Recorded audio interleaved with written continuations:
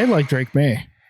I like Drake Maye. I've seen a lot of Caleb Williams. I think he makes a lot of mistakes that don't make sense. I don't know what he's seeing on the field sometimes. I understand he's a phenomenal talent. I just like a guy who could do a little bit more structure. And I think Drake Maye is probably closer to a guy who can process in the pocket than Caleb. But I understand, Caleb has all the tools in the world. Jayden Daniels being in this conversation seems crazy to me. Same. I'm not there with him. I understand, wanting to get, an athletic quarterback and all that stuff. But when you're talking about a guy going top 3, he's not Lamar with the ball in his hand. He has the long speed, right? Like he can get an edge. He's going to be able to get an edge. But like in terms of like making a guy miss, like he's not going to do any of the Lamar Jackson, juke weaving across the field stuff. He's not going to do the spin move stuff where defenders are running into each other head first, right? Yeah. Like, I think we're talking about a little bit different of an animal. And I know everyone's going to try to make the Lamar comparison.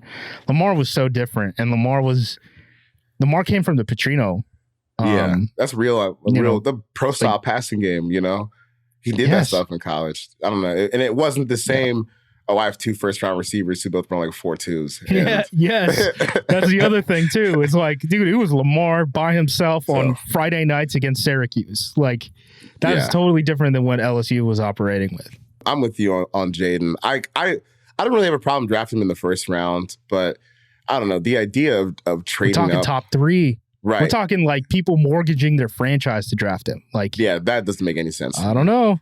That makes no sense to me at all. I would have no problem taking Caleb first overall and just rolling that dice. And if it doesn't work. Yeah, if we're going to do it, we're going to do it. Like, I think Caleb, a lot's probably going to depend on interviews with him because with a guy who has that kind of play style, right? Like, so much is going to be like, okay, what can he retain? What kind of a person is he? Like, how is it? How are we going to take these steps? Yeah. If I was the Bears, I would probably take Drake Maye just for Waldron's offense.